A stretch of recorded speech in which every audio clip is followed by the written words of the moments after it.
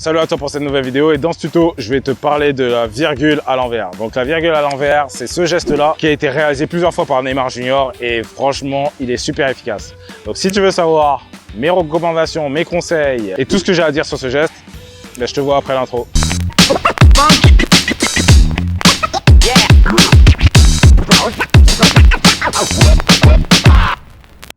Ok, donc pour ce geste-là, un truc que tu dois savoir, c'est que tu peux être en mouvement, mais la plupart du temps où Neymar l'a fait parfaitement, il était arrêté. Mais tu peux toujours le faire quand même en mouvement.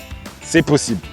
Donc, pour faire ce geste-là, et ça sera une vidéo assez rapide, parce qu'il n'est pas trop compliqué à faire. En fait, c'est deux touches que tu fais rapidement et il faut juste comprendre la manière dont tu fais les deux touches.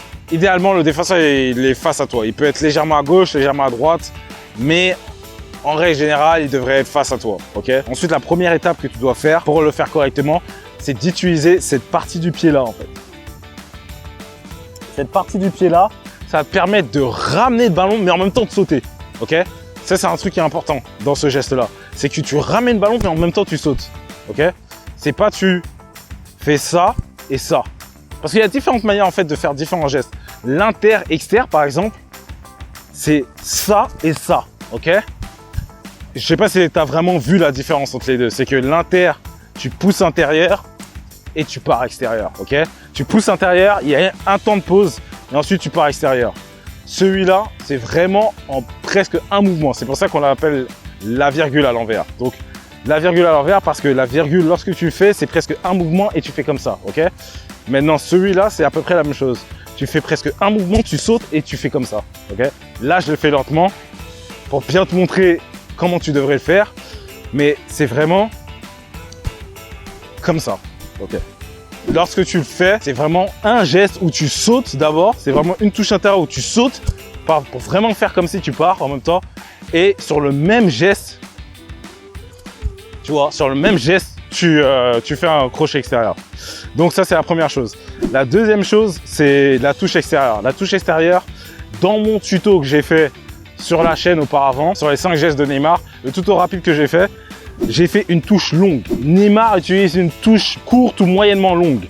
Donc il n'utilise pas toute une touche longue. Tu peux utiliser une touche longue dans une instance où tu es face à un joueur, tu es sur le côté, il y a de l'espace derrière lui et tu peux faire une touche longue, mais la touche extérieure ne doit pas forcément être longue. Elle peut être courte ou moyennement longue.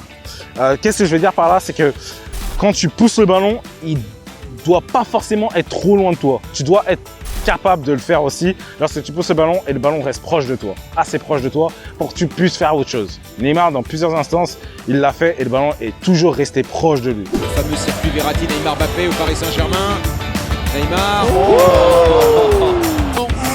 Il est récompensé. Alors là, c'est intérieur, extérieur, ça a été. Mais... Ça, c'est un truc que tu dois te rappeler aussi.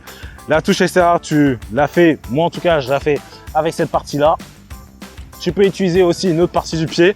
Ça dépend de toi, c'est toi qui vois, tu fais comme tu veux. Mais essaie vraiment de faire de manière à ce que tu es confortable. C'est ça le plus important, c'est que on utilise tous chacun des parties du pied différentes. Mais le plus important, c'est que de 1, le geste soit toujours efficace et que de 2, tu sois confortable lorsque tu le fais. Donc c'est ça. Donc j'ai pas grand chose d'autre à dire sur ce geste-là.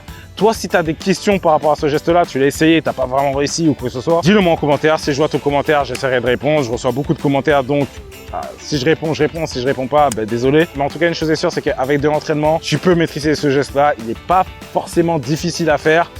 C'est un geste que je recommande parce que c'est un geste qui est efficace et qui peut être fait très facilement en match. Donc, je recommande fortement de l'apprendre, de le maîtriser. Encore une fois, la situation dans laquelle le faire, c'est lorsque tu es face à un défenseur, tu peux être en mouvement légèrement. Mais le plus souvent, Neymar l'a fait arrêter. Et donc voilà, travaille ce geste-là si tu l'aimes bien et essaie de reproduire en match. Donc moi, je te remercie encore une fois d'avoir regardé cette vidéo. Et comme d'habitude, je te dis à la prochaine.